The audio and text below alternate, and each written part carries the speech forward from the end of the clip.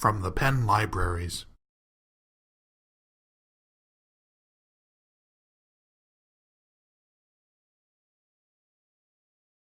There are many tools that are being developed at a dizzying rate, and these tools are initially overwhelming but can be extremely useful if you select ones that can be appropriate for the particular kinds of pedagogical work that you do.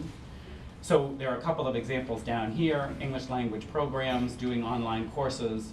I know that Peter Fader is going to speak later today. We're grateful that he's here to share some remarkable work that he's done, taking something that was online in a rudimentary form and developing it into a much more elaborate and truly extraordinary way of doing peer sorts of grading. The Designing Cities work, the case studies done through design, where students were out designing new kinds of urban environments, produced some remarkable products.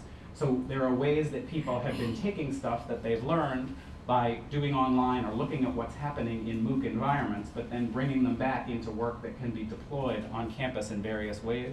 It's one of the central goals of what we do to try to enrich teaching for Penn students across the board, not just MOOC-wise, but in various places where it happens. And today is going to illustrate some of that work, some of it stuff that we've helped facilitate, some of it that we haven't, that just faculty are developing that's remarkable technology-mediated work that it's useful to learn from. So a third trend has to do with hybrid degrees.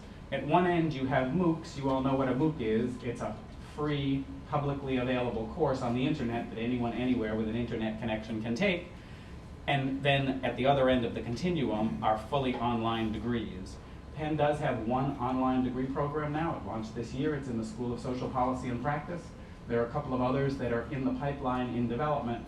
Degree programs are, of course, the prerogative of schools and faculties, and so schools and faculties are pondering whether they would like to do these, and if so, in what areas. That's something that the Provost's office doesn't get directly involved in. But we, in the Online Learning Initiative, are available to help talk about these things. If there's a school or a group of faculty who are interested in creating such a program, we understand how it is that pieces of those are done and are happy to talk about it and provide advice and guidance.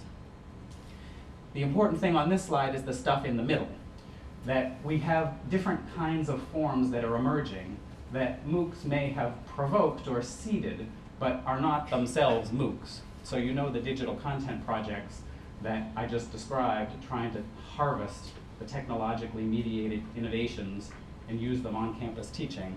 X series is edX's word for a cluster of MOOCs. Coursera calls them specializations.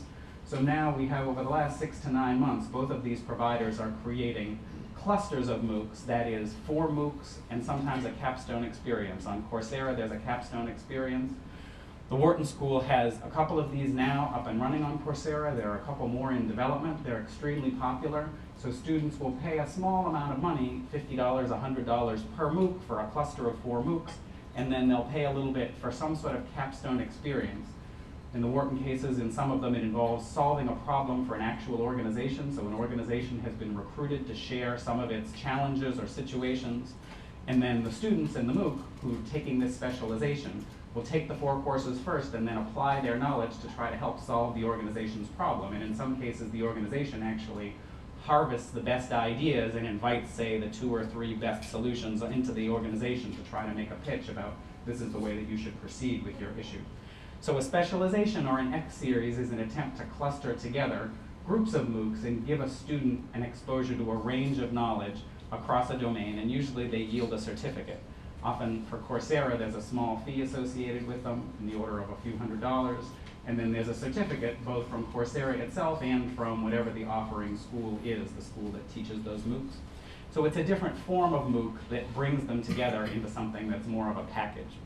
Sometimes these offer certificates of various sorts, and you can see at the other end, the right end of the continuum, this sort of clustering moves on to degree programs. So I'll talk in a second about one of these other offerings that has emerged. That this is a description of what's going on, that Wharton is using these specializations, in this case the Business Foundations one, as a way to reach and recruit students that might not otherwise think about coming to a place like Wharton, where they can be exposed to some of the content and the faculty through the specialization, the cluster of MOOCs. And then the ones who are particularly promising and successful can be recruited, and if they meet the admissions criteria, into the program. And in this case, scholarships are offered if they're students who wouldn't be able to afford what these programs typically cost. So that's one kind of use of these. Another one you may have read about is these micro-masters, so-called, a collaboration between edX and MIT, where the model is that a student takes the first semester of a master's degree online in MOOC format, taught by MIT faculty, and that is basically free or has a small fee, a few $100 fee associated with it. Then there's an assessment, and if you pass the assessment, you're given what they call a micro-master's. It's both from edX and from MIT. It's not a real master's degree from MIT. It's a new kind of credential. It means you've taken 4 MOOCs and passed an assessment in the area of supply chain management, which for some reason is the one they decided to start with. So you get this credential, and most people will stop there, but those who do particularly well can apply for the on-campus master's degree, and then they take 1 semester, the second semester of coursework on campus, and that they pay the full on-campus rate. And if they pass, they get a real master's degree from MIT. So from the student's perspective, you get to do the first semester for free from wherever you live. You did the second semester on campus, and you're essentially paying half price for the master's degree. From MIT's perspective, they're getting access to a much broader range of learners. They're getting reach out into the world of people who might want to come to their programs. So this is brand new. It was just announced. It's unclear exactly how it's going to go, whether other institutions will do similar things, but it's another hybrid model where people are using MOOCs as a way to combine and move toward 4-credit degree granting programs. There's also the IMBA at Illinois, which allows you to put together specializations, packages of MOOCs, and if you pass all of them to get this degree, this IMBA degree, that one doesn't involve extended on-campus experience. So 2 more trends. Active learning. Our first round, when we develop these courses online, we tend to do what we know. That is, we know how to lecture, and we know how to run discussion groups, and we know how to give quizzes and tests, and we tend to do those kinds of things when we create a MOOC. And of course, this is useful because we have many faculty here who are extraordinary teachers and extraordinarily knowledgeable about whatever field they're teaching. And so we've developed many exceptional MOOCs. But we've started, and many faculty in the room have pioneered this, we've started to realize and experiment with the fact that the online platform is just different. It has different affordances than face-to-face teaching. So to take full advantage of it, there's some stuff we shouldn't do. That is, we shouldn't record 1-hour lectures and expect someone to sit at a computer and watch through a 1-hour lecture, because the research is very clear that they won't, the vast majority of them.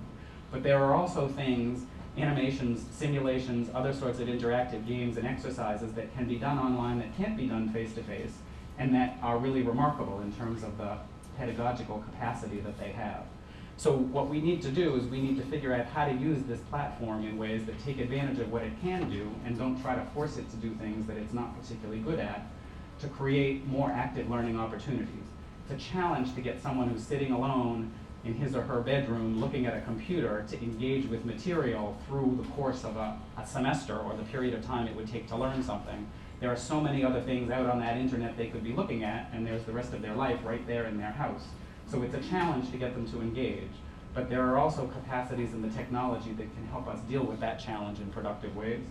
So this is something that we have many experiments, you'll hear some of them today, some innovations, but there is work that remains to be done there. And finally, everyone is excited about adaptive learning. So adaptive learning for known answer problems, that is problems where it's clear what the answer is, and whoever's teaching knows the answer to the question, and there's a relatively clear pathway to get there.